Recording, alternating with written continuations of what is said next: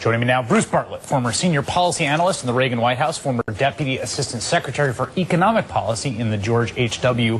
Bush administration. And Bruce, you had a tweet yesterday. You said some Republicans missed a golden opportunity to stand up to the wackos and be a hero. Not one did.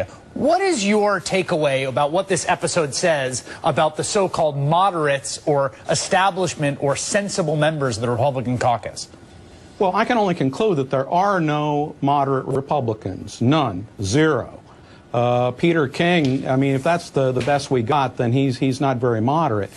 What I think there are, however, are a few pragmatists who understand that the party is going over a cliff and they're going to get taken with it when it goes. But I'm just astonished by the cowardice of, for example, the former Treasury secretaries that I knew and have worked for who didn't say a single solitary word about defaulting on the debt and potentially bringing down the entire world financial system. Yeah, you were calling out former Republican Treasury secretaries to say, hey, guys, can anyone maybe come out and say this is a bad idea to go through the debt ceiling, at least pierce the bubble of delusion that has been building that this is going to be fine, and no one did? Not that I know of. I mean, if they had, I would have trumpeted it to the skies. But we have quite a few living former Republican Treasury secretaries: George Shultz, Paul O'Neill, my old boss Nicholas Brady, Henry Paulson, John Snow.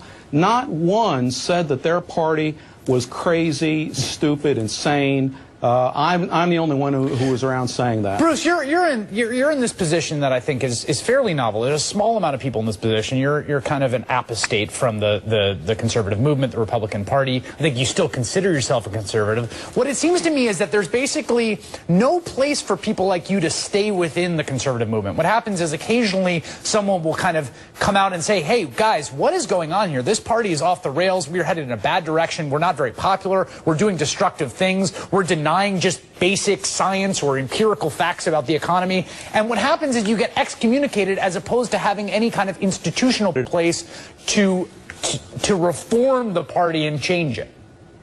Well, that's exactly correct. But what I don't understand is just the total silence.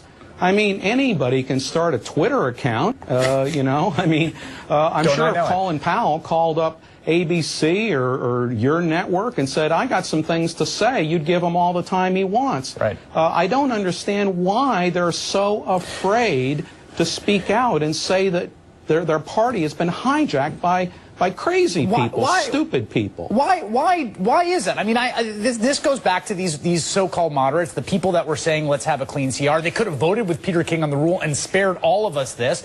Why the silence? What is it about the institutional structure, the incentives, the culture or psychology of the modern conservative movement that keeps those folks silent? Well, at least in Congress, it's perfectly understandable. You've got these crazy Tea Party people. You've got a primary system where a very few number of people decide who the nominee is of the Republican Party in a given congressional district. These people have unlimited sources of money from the Koch brothers, from the Club for Growth, from the various billionaire plutocrats.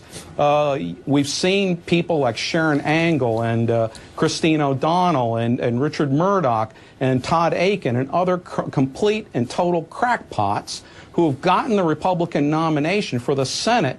You've got even lower, dumber people who are capable of winning the nomination for Congress in any congressional district.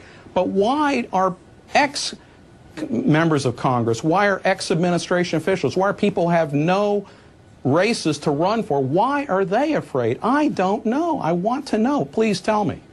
Economist Bruce Bartlett, former Republican Treasury official, thank you so much for your time tonight. Really appreciate it.